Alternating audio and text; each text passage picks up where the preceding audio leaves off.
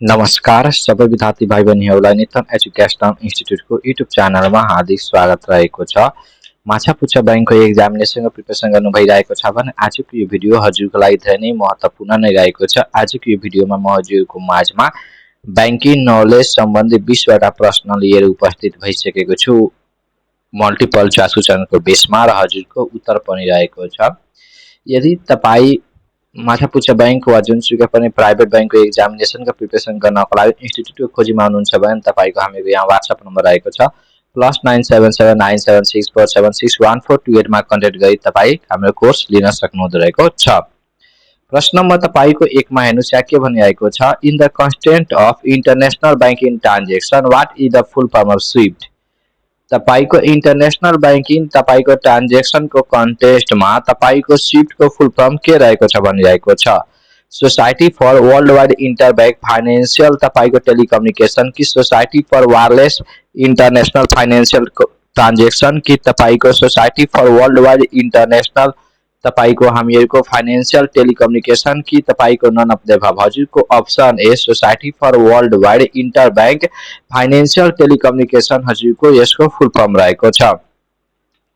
प्रश्न नम्बर तपाईको 2 मा what is micro finance. Micro finance भनेको के हो?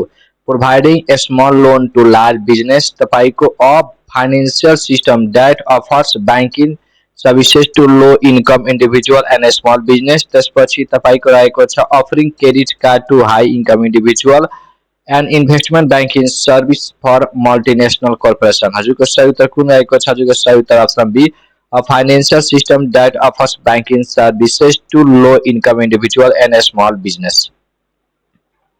प्रश्न नम्बर तपाईको 3 मा in banking what does SLR stand for. Banking में तपाईको एसएलआर को फुल फर्म के रहेको छ? Saving and loan ratio, statutory liquidity ratio, systematic loan restriction, security lending rate. हजुरको सही उत्तर कुन रहेको छ? स्टैट्यूटरी तपाईको लिक्विडिटी रेशियो रहेको छ। प्रश्न नम्बर तपाईको 4 मा what is the full form of EMV को तपाईको फुल फर्म के रहेको छ? चिप कार्ड को तपाईको electronic money verification, electronic money verification की इनहेंस मैग्नेटिक भेरिफिकेशन की यूरो मास्टर कार्ड वीजा तपाईको इनक्रिप्टेड मोबाइल भ्यालिडेसन तपाईको option C Euro Mastercard Visa रहेको छ। प्रश्न नम्बर तपाईको 5 मा म्युचुअल फंड भनेको के हो? A type of saving account that offer a fix interest rate हो कि तपाईको a pool of money collected from many investor to invest in a diversified तपाईको पोर्टफोलियो अफ स्टॉक बॉन्ड्स और अदर सिक्योरिटीज हो कि ऑप्शन सी मा a loan provided by a bank to individual for personal expenses कि तपाईको option d a financial plan offer by insurance company to cover medical expenses. हजुरको option b a pool of money collected from many investor to invest in diversified portfolio of stock bond और other security रहेको छ। प्रश्न number तपाईको 6 मा who is primarily तपाईको responsible for formulating and implementing the monetary policy in Nepal भनिरहेको छ।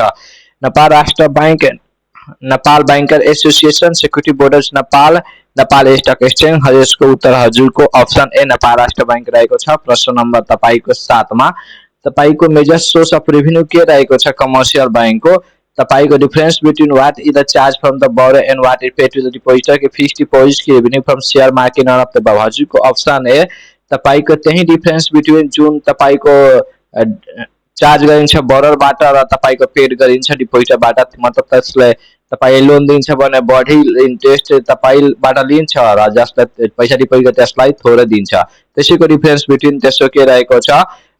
Main source of revenue रहेको छ कमर्शियल बैंक को। प्रश्न नम्बर तपाईको 8 मा what is the full form of CASBA in banking को तपाईको फुल फर्म के रहेको छ? बैंकिङ सेक्टरमा तपाईको central application supported by block amount, centralise application supported by blocked amount, त्यसपछि तपाईको customer application supported by block amount, त्यसपछि corporate application supported by block amount.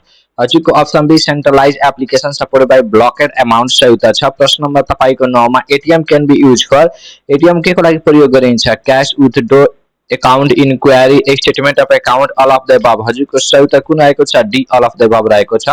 प्रश्न नम्बर तपाईको यहाँ 10 मा which one of the following is not a money market instrument तर दिएको मध्ये कुन तपाईको मनी मार्केट इंस्ट्रूमेंट होइन? Commercial paper, certificate of deposit, treasury bills, equity share. तपाईको अप्सन डी इक्विटी शेयर रहेको छ। प्रश्न नम्बर तपाईको यहाँ हेर्नुस् 11 मा we should keep our saving with banks because safe हुन्छ कि earning interest it can do the any time all of the above हजुरको option D all of the above। प्रश्न नम्बर तपाईको 12 मा बैंकिङ टर्मिनोलोजीमा तपाईको आरटीजीएस को फुल फर्म के रहेको छ real time gross settlement rapid transaction guaranteed system reliable transfer and gateway system तपाईको रिमोट ट्रांजैक्शन गेटिङ सिस्टम हजुरको option A real time gross settlement. प्रश्न नम्बर तपाईको 13 मा who is a nominee in financial and legal term कुन nominee हुन्छ तपाईको person who manage a company finance a person chooses to receive benefit in the तपाईको event of account holder death कि तपाईको person who witness the तपाईको shining of a document कि a person responsible for अप्रुभिङ हो हजुरको option be तपाईको date भइहाल्छ भने मतलब एकाउन्ट होल्डरको डेट भइहाल्छ भने त्यसलाई पैसा मिल्छ त्यसलाई के रहेको छ नोमिनी त्यसलाई नै भनिन्छ। प्रश्न नम्बर तपाईको 14 मा which of the following types of account are known as a demat account त दिएकोमा चाहिँ कुन टाइपको अकाउन्टलाई डिमेट अकाउन्ट भनिन्छ जीरो बैलेंस अकाउंट वा तपाईको अकाउंट जुन ओपन गरिन्छ फेसिलिटेटको लागि repayment of loan taken from the bank no other तपाईको बिजनेस कनेक्टेड फ्रम देयर र त्यसपछि तपाईको यहाँ जुन रहेको छ account in which share of various company are trading electronic firm कि तपाईको अप्सन डी मा account which are operated through internet banking facility हजुरको अप्सन सी सही उत्तर रहेको छ। प्रश्न नम्बर तपाईको 15 मा what is the dormant account in the concept of banking context में dormant account भने के हो an account that has been closed by the account holder कि तपाईको an account that has no activity or transaction for extended period त्यसपछि an account that is used for regular transaction and has no activity restriction त्यसपछि an account that is jointly owned by multiple individual हजुरको option A an account मतलब तपाईको यसको activity तपाईको छैन और transaction मतलब पीरियड में भएको छैन मतलब एन अकाउंट त्यसको एक्टिभिटी रहेको छैन और ट्रांजेक्शन टु केही एक्सटेन्डेड पिरियडसम्म केही लामो समयसम्म भनिएको त्यस्तो अकाउन्टलाई डोर्मेन्ट अकाउन्ट भनिन्छ। प्रश्न नम्बर तपाईको 16 मा which of the flowing is a type of loan त कुन टाइप भनिएको छ debit card credit card prepaid card reward card तपाईको क्रेडिट कार्ड जुन रहेको छ यो लोन रहेको छ। प्रश्न नम्बर तपाईको 17 मा bad loan in banking terminology are legally generally known as BPOs NPS prime asset prime loan हजुरको अप्सन एनपीएस हुन्छ। प्रश्न नम्बर तपाईको 18 मा what does KYC stand for in the concept of financial transaction know your customer keep your तपाई know your car keep your credit know your customer keep your currency हजुरको option C know your customer सही उत्तर हुन्छ। प्रश्न number तपाईको 19 मा what does it mean for a company to be bankrupt माने के हो company is facing financial difficulty and is unable to repay its debts the company experiences a temporary decline in profit the company is undergoing reconstructing to improve its operation the company is in financial position with the substantial assets हजुरको तपाईको option A रहेको छ कम्पनीले financial difficulties तपाईको facing गर्छ र तपाईको जुन डेब्ट रहेको छ त्यो पे गर्न सक्दैन।